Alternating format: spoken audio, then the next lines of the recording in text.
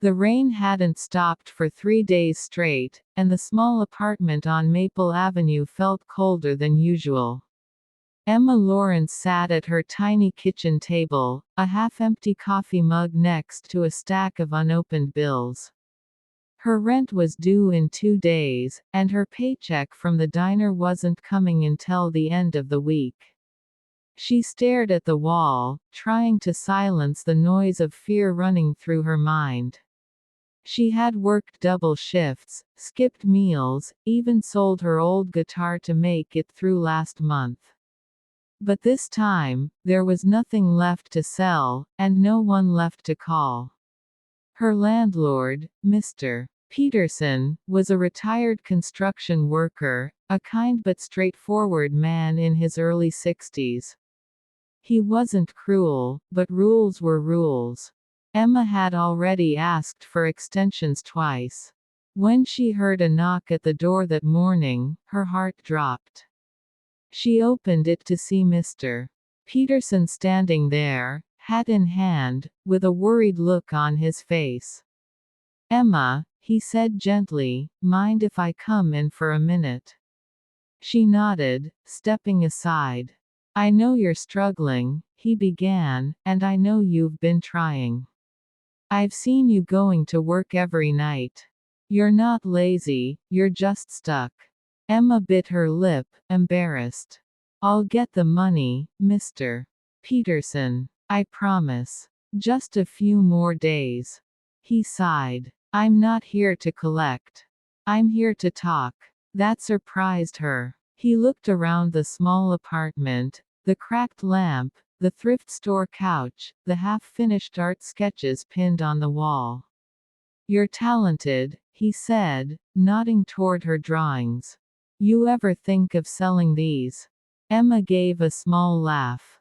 "I tried. No one's buying art from a waitress." Mr. Peterson smiled softly. "Well, maybe they will. Maybe you just need help getting started." Before she could respond, he said something that made her blink twice.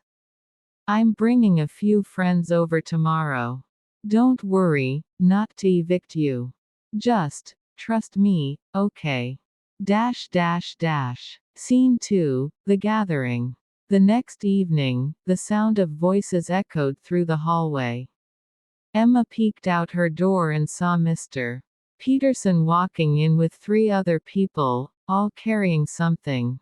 There was Mary, a retired art teacher with a warm smile and silver hair, James, a local coffee shop owner, and Clara, a social worker who helped organize community fairs. Emma was confused but curious. Mr. Peterson gestured toward her sketches on the wall.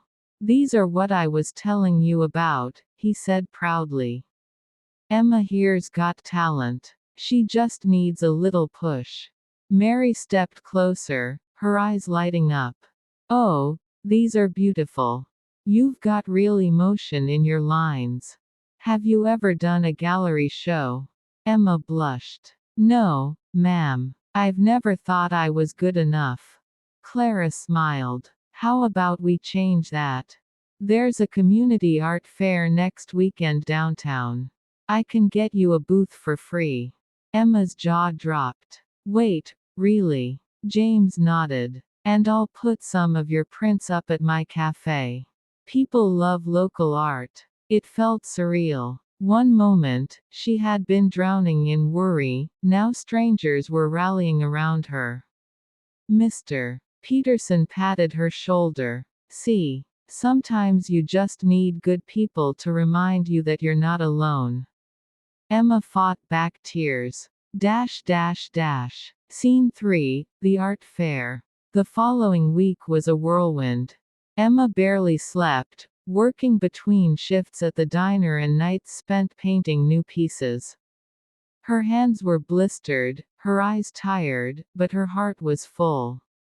When the day of the art fair arrived, the town square was alive with color, tents, music, laughter.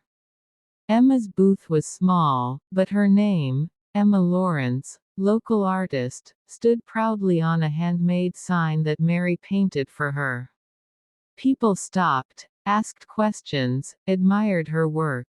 Some even bought prints. James brought coffee for her booth and kept sending people her way. For the first time in months, Emma didn't feel invisible. She felt seen, and worthy. By the end of the day, she had sold enough paintings to cover her rent and even set aside a little savings. When Mr. Peterson stopped by her booth that evening, she rushed to hug him. "I can't believe this," she whispered. "You didn't just help me pay rent. You helped me find myself again." He chuckled. "That's what friends are for." Scene 4, The Letter. A week later, Emma found an envelope taped to her door. Inside was a note from Mr. Peterson. "Greater than Emma. We all fall behind sometimes. Life's not about never needing help, it's about accepting it when it comes from a good place. Your art touched people, and you reminded me why I love this community. Keep creating. P.S. Don't worry about this month's rent. Consider it a community investment. Harold Peterson." Tears streamed down her face. She sat on her couch, clutching the letter, whispering a silent prayer of thanks. Scene 5, The New Beginning. Months passed. Emma's art career slowly grew. James featured her paintings in his cafe permanently. Mary introduced her to an art collective. Clara helped her apply for a grant that funded her first solo exhibition. When local newspapers wrote about her journey, from struggling waitress to beloved artist, Emma made sure every article mentioned the same thing. Greater than it started with kindness. She used her success to start small art classes for underprivileged kids, calling it the Maple Project, named after the street where it all began. And every first Saturday of the month, she'd bring cookies and coffee to Mr. Peterson's porch. They'd sit, talk, and laugh, just two friends who once shared a moment of faith in each other when it mattered most. Scene 6, The Full Circle.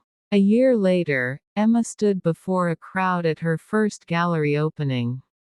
Her parents had driven in from another state. Her coworkers from the diner were there, cheering her name. And in the front row, Mr. Peterson and his three friends, beaming with pride. As the lights dimmed and her paintings came into focus, Emma took the microphone. "Last year," she began, "I couldn't pay rent. I thought I'd lose everything. But instead, I gained something far more valuable, people who believed in me when I didn't believe in myself." The audience applauded softly. "Kindness saved my life," she said. "And if you ever get the chance to help someone, do it. You never know what kind of beauty you might awaken." The crowd stood, clapping. Mr. Peterson wiped a tear from his cheek. Scene 7, The Sunset. Later that night, Emma walked home under the golden hues of sunset. The air was crisp, the streets quiet. She passed by her old building, the one where everything began.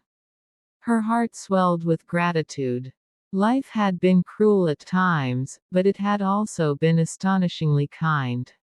She whispered into the breeze, "Thank you." Somewhere in the distance, wind chimes echoed from Mr. Peterson's porch, soft and steady, like a reminder that even in hard times, there's music waiting to be heard.